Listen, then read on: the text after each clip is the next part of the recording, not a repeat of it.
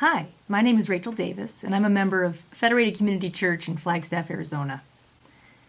So why did my church decide to go solar? Well, back in the 1990s, a group of people from my church formed a ministry called Christians for the Earth. Federated Church had the dream of going solar for many years, but with a 100-year-old facility, there were so many repairs to keep up with that we never thought we'd be able to do something proactive like solar panels. But we did have a number of people at our church that were very concerned about global climate change, so they felt called to educate people and take action. In 2010, I offered to research how our church might be able to go solar. Little did I know I would be catapulted into a 2-year project with the chair of the Buildings and Grounds Committee, Mick Henry, as we met with solar installers, roofers, the Church Finance Committee and Board of Trustees, which is what we call our session, and we searched for financing options, we crunched numbers, and we continued to make our building more energy efficient. So what kind of energy efficiency did we couple with our solar project?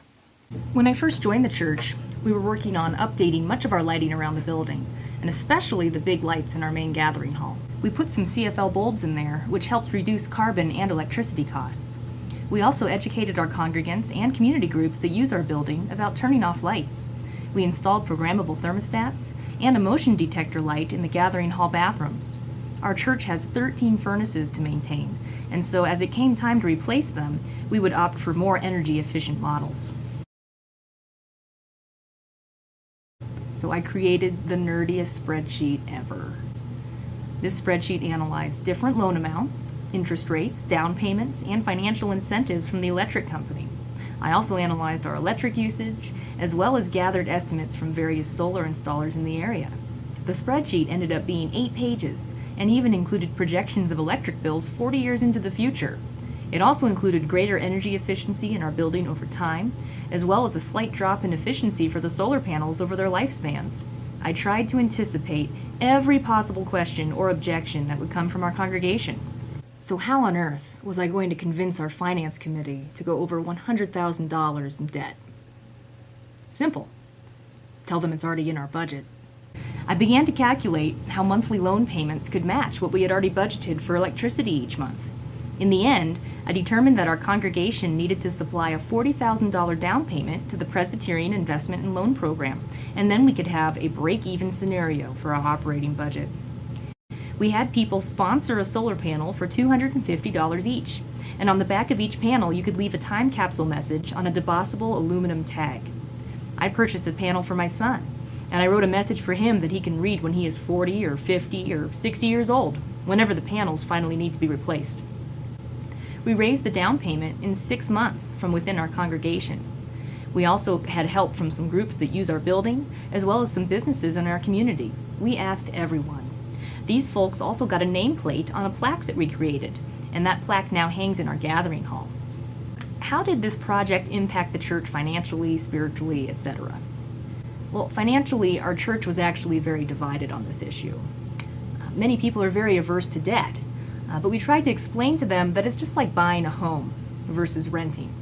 If you buy a home, you eventually pay it off, whereas your rent, just like an electric bill, can keep going up. So the panels were flipped on January 20th, 2012, and a group of church members gathered to celebrate out by the electric box. There was a lot of excitement around the project, and we were recognized for our efforts nationally through Interfaith Power and Light.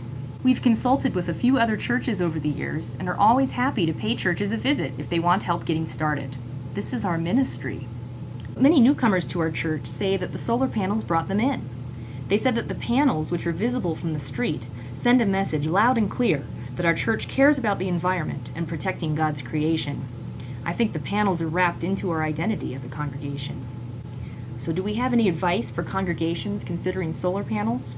I would start by analyzing your electric usage and reduce your usage as much as possible through energy efficiency improvements, and then determine what you are paying each month and what you might expect to pay each month as electric rates increase over the years. In 2011, when we were working on our project, the national average for yearly electric rate increases was 6.5%. So look at your electric bill and get in touch with a solar installer as well as a loan company. See what monthly loan payment you could afford based on your current electric bills, and then tell your session that you already have it in your budget because you'd be replacing your electric bill. You can do a capital campaign and ask everyone you know to sponsor a solar panel. Our church really liked the time capsule idea. It will be awesome to read these messages of faith and hope in the decades to come. We used a great quote by Albert Schweitzer throughout our campaign, and this is what I'll leave you with. No ray of sunshine is ever lost, but the green which awakens into existence needs time to sprout, and it is not always granted for the sower to see the harvest. All work that is worth anything is done in faith.